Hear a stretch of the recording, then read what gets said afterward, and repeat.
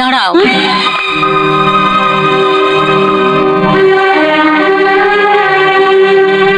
আসার সময় তো তোমার হাতে শুধু একটা সুটকেস ছিল, যাবার সময় এই বাড়তি দুটো ব্যাগ তোমার হাতে দেখলে তোমার শ্বশুর বাড়ির পাড়ার লোকেরা ভাববে কি? তারা বলবে জিনিস আনতে তুমি বোধহয় প্রায় বাপের বাড়ি যাও।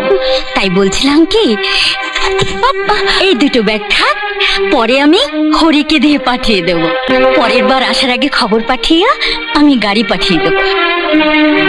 আমার বাপের বাড়িতে আমি কিভাবে আসবো তা তোমাকে ভাবতে হবে না।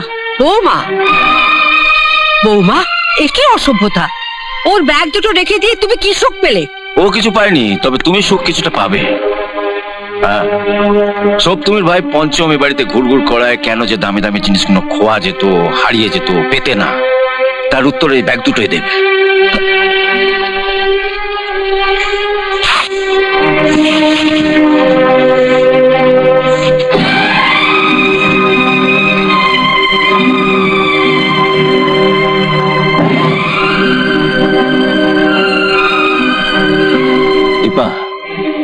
ভবিষ্যতে এই বাড়িতে ঢোকার আগে তোর ঠিক কি কি জিনিসের প্রয়োজন আমায় জানিয়ে রাখিস, আমি সব কিনে রেখে দেবো,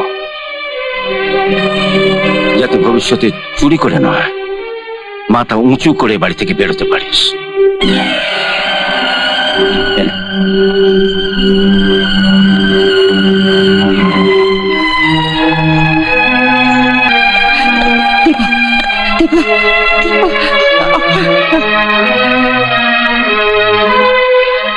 চক্রান্ত, এই সব তোমাদের চক্রান্ত। আমি কিছু বুঝি না ভেবেছো না? ঠিক আছে, ঠিক আছে, আজ আসুক দীপক বাড়িতে, হয় তুমি থাকবে নয়তো আমি থাকবো এই বাড়িতে।